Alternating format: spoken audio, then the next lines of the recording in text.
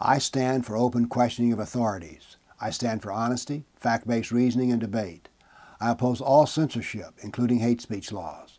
I reject name-calling and insults. I am Bill Warner.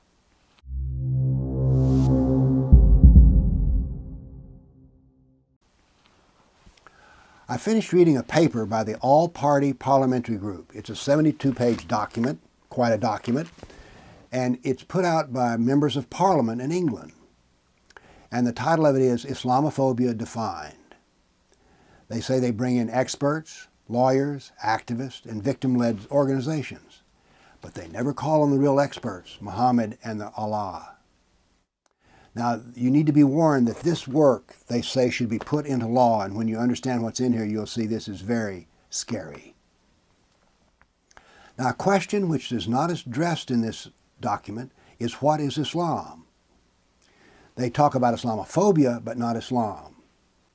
What they do is to say that Islam is whatever Muslims say it is, and it's surely a religion and does not have any political words in it at all. The words Quran, Hadith, Sunnah do not appear, nor does Muhammad. There's a reason for this, as we'll see in the end.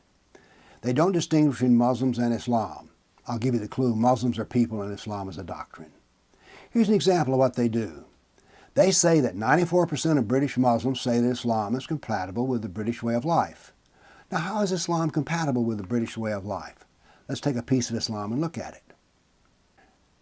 The Quran says that a wife can be beaten. The Hadiths say that a wife can be beaten, and so does the Sharia. So Islam includes wife beating. Is wife beating part of British law? No. So then how is wife beating compatible with British law? Well, they say 94% of the Muslims say yes, but Muhammad and the Quran say no.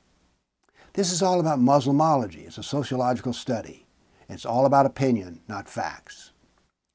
This paper is one survey after another, and they see Islam purely as a social construct. This paper is filled with anecdotal sidebars of the suffering by Muslims, but there's no talk about the suffering of Kafirs. Now, they keep reminding us in this paper that they're not to limit free speech. We don't want to limit free speech, but here's how they plan to limit us. They say there's a principle of harm. Free speech cannot harm someone. Now here's the clue. Making Muslims feel uncomfortable is harm. Get it? So you can say anything you want, that's freedom of speech, but as long as a Muslim's not offended. Then they say here's proof of bigotry. If you would not want your daughter to marry a Muslim, then you're a bigot. Now notice what they don't say. You understand the Sharia, and that Sharia includes wife beating for your daughter who marries the Muslim, sex on demand, kids can stay with the Muslim if there's a divorce, and if you don't want this kind of Sharia marriage, then you're a bigot. An expert Muslim is brought in to say that Islamophobia is racist, and that's added to the definition. Why racist? It's a tortured logic. Islamophobes cause suffering, racism causes suffering, therefore Islamophobic is racist. I'm reminded of Humpty Dumpty and Through the Looking Glass. When I use a word, it means just what I choose it to mean, neither more nor less.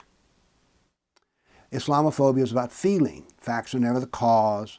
No one has any rational reason to fear Islam. Jihad, wife beating, assassination of critics, Sharia, killing apostates. No, you don't have a reason to fear Islam. They give this definition. Islamophobia is rooted in racism that targets expression of Muslimness or perceived Muslimness. I didn't know that Muslimness was a word, but it is now.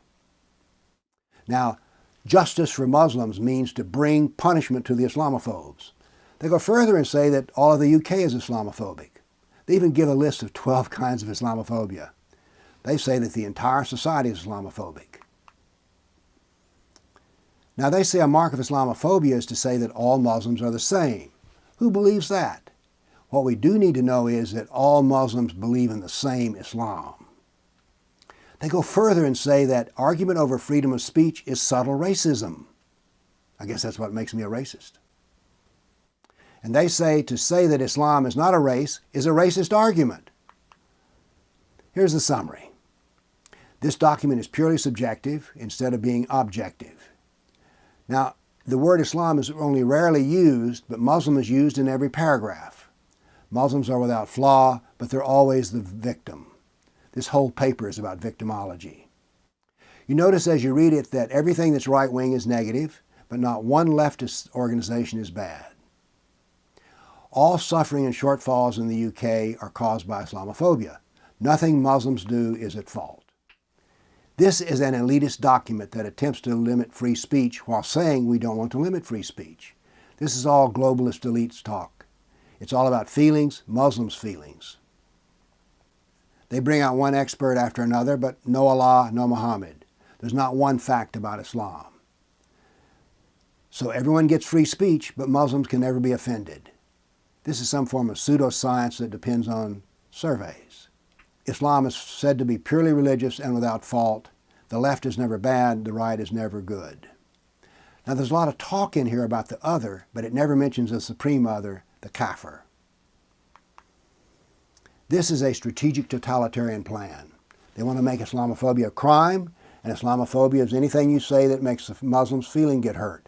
Facts are irrelevant. Blasphemy laws are being enforced by the state. Everyone in the UK is to become a dhimmi. This whole document is a vast lie. Only when I got to the end of this did I understand this. Out of the 21 members of parliament who are listed in this document, 14 of them are Muslim, 2/3 of them. Now, these Muslims know that Islam is the doctrine found in the Quran and the Sunnah of Muhammad. So why do they say it's whatever Muslims say it is? Simple. You get what you want. If you want Islam to be a jihadist outfit, you ask a jihadi Muslim. If you want Islam to be nice and peaceful, you ask a peaceful Muslim. So these people are able to shape Islam to be whatever they want it to be by rejecting the facts of Islam and instead saying it's all about feelings. Thank you.